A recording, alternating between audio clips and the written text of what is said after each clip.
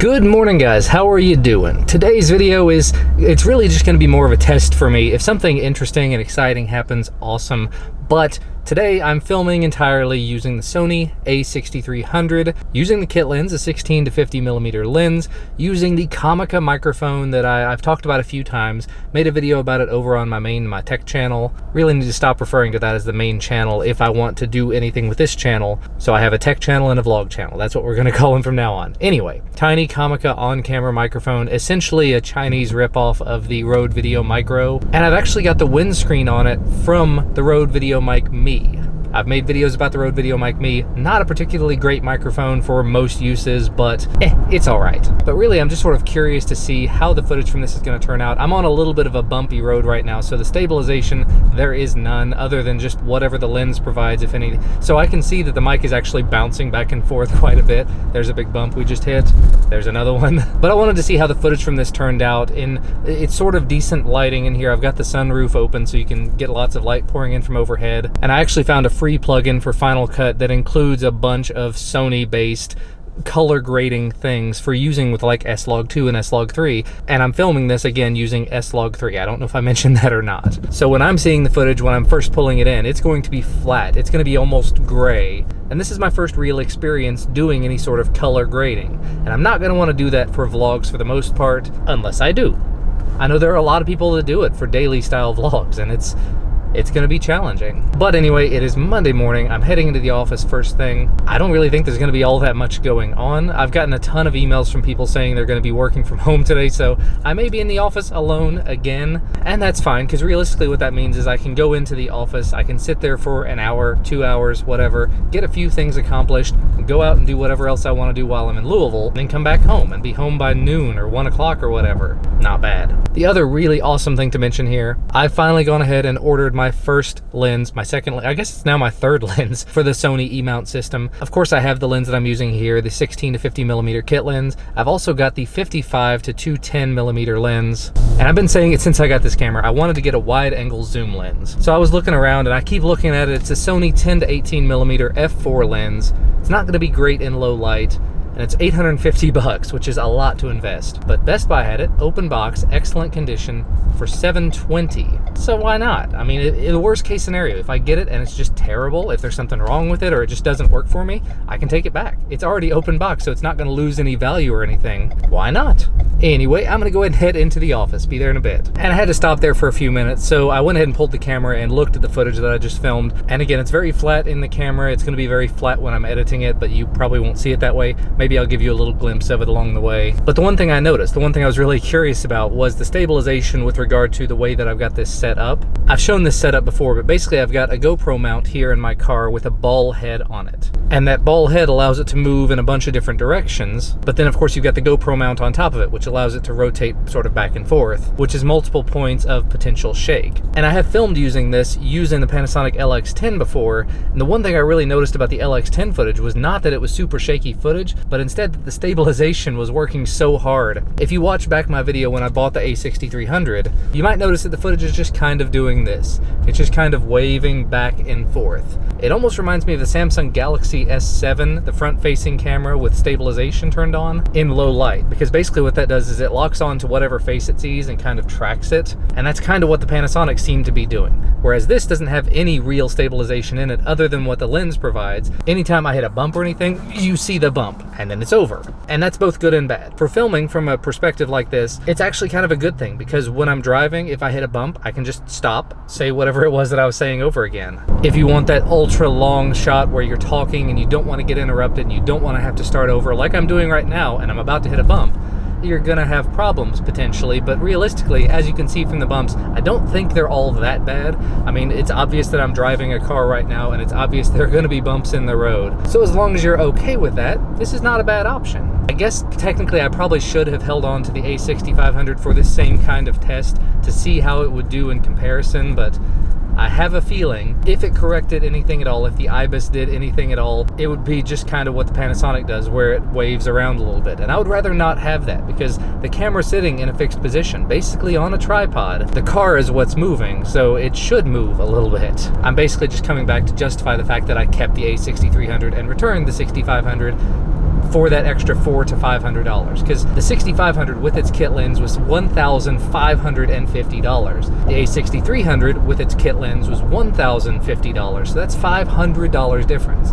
Granted, I paid an extra $200 to get that zoom lens, the 55 to 210, which I may never end up using, but so be it. But I gotta say, the footage that I've filmed so far, I've actually been really impressed. I mean, I've filmed a couple of videos for the tech channel with it so far, and when you set the settings on this, the same as I had on my Panasonic, it's actually very comparable footage, and the quality looks a little bit better to me. And I will say, I was just a little bit disappointed. The preamp built into it, I was led to believe that the microphone preamp was just going to be the best thing since sliced bread. So much better than the Panasonic, and it is a little bit better, but it does still have a bit of a hiss to it, which kind of sucks. But I'm guessing that any sort of built-in camera microphone preamp is going to be kind of terrible, and I just have to get used to that fact. Either have to use an external microphone that's powered or an external recorder of some form or fashion. As long as I'm not having to sync everything up in post, it's not a big deal, and realistically, even if I do, it's not all that bad. I do definitely have to make that video. I've had several people requesting it, how I edit my videos using Final Cut, things like that. Because the way that I do it, it's so fast and it's so relatively easy, well worth the $300 for me to buy Final Cut, I have to say. It also helps that it's a tax deduction for me. Anyway, I've gone on blathering again, so I'm gonna go ahead and stop and head into work. And that is that. My time in the office is over. And I'm actually out of there earlier than I normally get out of there. Now, I am definitely gonna have to take some time today when I get home and take this camera outside. I filmed the intro to this video a couple of times this morning, so I'm not really sure what I said and what I didn't. But the microphone that I'm using on this, the Comica microphone, it came with a windscreen, but it's not a good windscreen at all. I did some initial testing with it during the video, and for one, it gets in the way of the lens. It looks like the one I'm using right now is close, but it's not actually in the way of the lens. But it also just didn't block the wind at all, whereas the one, again, that I'm using now has some extra foam inside of it that appears to be blocking the wind, helping out at least. So when I get home, I'm gonna take it outside, try to get it in some wind and see if it makes a difference. I need to also take some time. I had several people on one of my videos on the tech channel, the video about the handheld mirrorless crane stabilizer. Several people were asking for a more thorough, extensive test of that gimbal with things like running or jumping on the trampoline or getting really low to the ground, steady shots. So I'll probably need to break that gimbal back out and see what I can do. Maybe get Duncan on the trampoline, maybe take the electric skateboard out for a ride. I was actually thinking about one of the videos that I've got coming up is actually for an adult scooter. It's not a powered thing, it's not even a tech thing, it's just a fun thing. A company sent me out just a foldable kick scooter, like a kid's scooter, but it's for adults. It's up to 220 pounds. They say up to 300 pounds in one place, but I think they marked that out because it's not. But I'm well under 220 pounds, so it's not a problem for me to be on that. But what I was thinking about doing, because the GoPro Karma Grip, it has a GoPro mount on it, I could technically mount that on the bars. Might make for some really interesting and fun footage. I don't know though. Anyway, like I said, done with work. I'm gonna be driving for a while, so it's time to go home. And like that, I've made it back home, had a little bit of lunch, and actually decided to come outside to try to test this microphone just a little bit with the new windscreen on it, the VideoMic Me windscreen on the Comica microphone. Unfortunately, the wind is not participating, so I'm standing on the deck and nothing's happening. It's beautiful though. I'm actually really curious how this is going to do in terms of the S-Log, because the sky is just absolutely beautiful, but not really getting to see much in terms of the ground as a result. And if I go back to the ground, everything looks kind of flat right now, but hopefully with the SLog3 we're able to get some really nice footage out of this. Although I just looked at the back of the camera and it's getting a really high shutter speed, so it's like 1/1200th of a second. Might need to figure out some sort of an ND filter, or not, just deal with it, I suppose. Yeah, the one day where I'm looking for wind out here, there's no wind. Oh well. And we are now out of SLog3. I've gone ahead and disabled that. For more cinematic style videos that I may do over on the tech channel, that's definitely going to be a really great asset to have. For these style of videos, it's unnecessary, I'm going to put it that way.